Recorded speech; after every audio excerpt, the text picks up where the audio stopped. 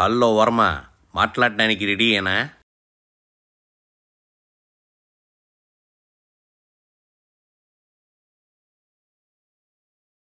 తస్సదియా, నీకోసం వస్తే నువ్వేంది స్క్రీన్లో ఉంటావో?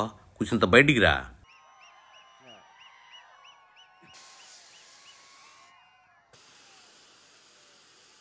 మొత్తానికి మైకు పట్టుకున్నావో. ఇప్పుడు చెప్పు, ఏంది మ్యాటరో? ఇప్పుడు మనుషులు ఉంటారు, మనుషులు డెసిషన్స్ తీసుకుంటారు. ఏంది కర్మ? ఇంకొకసారి చెప్పు. మనుషులు ఉంటారు, మనుషులు డెసిషన్స్ తీసుకుంటారు. తస్సదియా, నువ్వేం మాట్లాడుతున్నావో నీకు అర్థమవుతుందా? డెసిషన్స్ మనుషులు తీసుకోక జంతువులు పక్షులు తీసుకుంటాయా ఏందే? ఇప్పుడు ఇందాక అంబటి రాంబాబు గారు చెప్పినట్టు ఒక దీన్ని జస్ట్ వాంట్ టు రీఅసర్ట్. ఇప్పుడు సినిమా అనేది, ఇప్పుడు నేను లక్ష్మీస్ ఎన్టీఆర్ తీసినప్పుడు ఒక 25 సంవత్సరాలు కిందట జరిగిన ఒక ఇన్సిడెంట్ ఆధారంగా ఆ పర్టికులర్ టైంలో ఎన్టీ రామారావు గారికి జరిగిన అందరికీ తెలిసిన విషయమే, దాన్ని క్యాప్చర్ చేయడానికి ట్రై చేశాను. కానీ ఇది హిస్టరీ కాదు, ఇది ఎప్పుడో 20-30 సంవత్సరాల క్రితం జరిగిన కథ. ఇప్పుడు జరుగుతున్న, మొన్న జరిగిన, నిన్న జరిగిన, ఇప్పుడు జరుగుతున్న కథని, ఇలాంటి ఆస్పెక్ట్ అనేది ఇంతవరకు వరల్డ్ హిస్టరీలో ఎప్పుడు రాలేదు నాకు తెలిసి. సో దాంట్లోంచి వచ్చిన ఒక కొత్తదనం అనేది నా మొత్తం కెరీర్లో అది ఆ కైండ్ ఆఫ్ అప్లికేషన్ నేను చేయలేదు. నీ కెరీర్లో ఇట్లాంటి సినిమా తీయలేదంటున్నా. మా నాయనే, నీ ఇష్టం వచ్చినట్టు కాకుండా జగన్కి ఇష్టం వచ్చినట్టు తీసావా ఏందే కామెడీగా? సర్లే, ఇంతకీ సినిమా గురించి చెప్పు. ఇప్పుడు ఈ సినిమా గురించి చెప్పటానికి ఏం లేదు. ఎందుకు లేదంటే, నిప్పండబడా సినిమాలో ఏమీ లేదని చెప్తావేంది? ఫ్లాప్ అయ్యే సినిమాకి కథ ఎందుకని వదిలేసావా ఏందే వెరైటీగా? పబ్లిక్ డొమైన్లో ఉన్న కొన్ని ఉంటాయి, అందరికీ తెలిసినవి కొన్ని ఉంటాయి. వేరే వేరే విశ్లేషకులు వాళ్ళు ఏం మాట్లాడతారు, వాళ్ళు ఏం అనలైజ్ చేస్తారు అనేది రకరకాల ఒక దృక్పథాలు ఉంటాయి. ఏందే మళ్ళీ చెప్పు ముక్క అనేది రకరకాల ఒక దృక్పథాలు ఉంటాయి. దృక్పథం అనాల్సి నువ్వు దృక్కుతం అంటావేందే? నేను పొలిటికల్ మనిషి కాదు, నాకు తెలియదు పాలిటిక్స్. నీకు పాలిటిక్స్ తెలియదని చెప్తున్నా. అట్లాంటప్పుడు నువ్వు తెలిసిన పొలిటికల్ సినిమాలన్నీ డూపి అన్నమాట.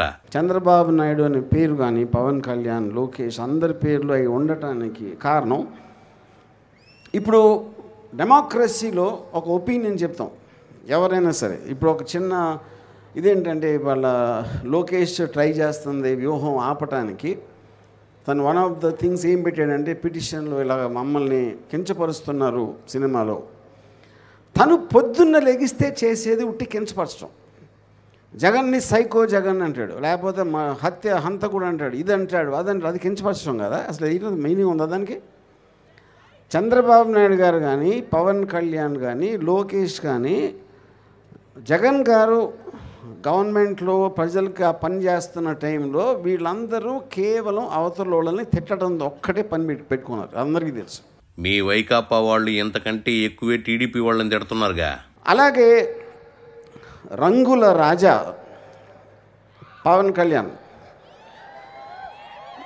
ఇప్పుడు ఆయన మొహానికి రంగు వేసుకుని ఒక పెద్ద సూపర్ స్టార్ అయిపోయాడు.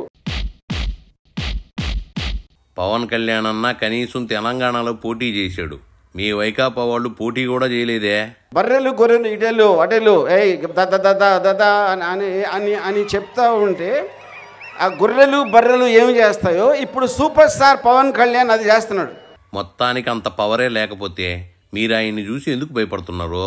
ఆబ్వియస్లీ నేను వైసీపీ కవర్ట్ నేను చెప్తున్నాను కదా ఓపెన్గా. నేను వాళ్ళన్న దాంట్లో తప్పేముంది? నువ్వు జగన్ వైపు తప్ప ఎవరి వైపు సినిమాలు తీయడం లేదుగా.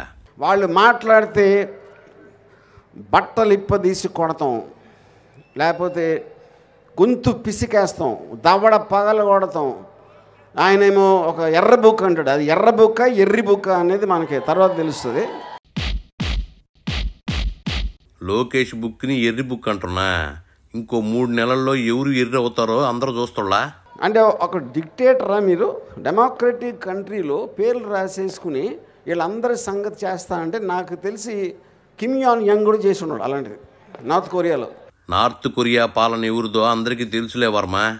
ఇప్పుడు టోటల్గా ఈ అంటే ఎవరైతే ఈవెంట్ ఆర్గనైజ్ చేశారో కీర్తన మ్యూజిక్ డైరెక్టర్ కానీ, ఇది ఆర్గనైజ్ చేసిన జే మీడియా నరేంద్ర గారు కానీ, లేకపోతే ఈ అంటే తెలిసి కూడా ఇన్ని ప్రాబ్లమ్స్ వస్తాయి ఇలాంటి సినిమాలు కాంట్రవర్షియల్ ఆస్పెక్ట్లో అయినా కూడా ముందుకు వెళ్దామని ఒక దాసరి కిరణ్ కూడా నాకున్నంత ధైర్యం ఉంది, నాకున్నంత కాన్ఫిడెన్సు.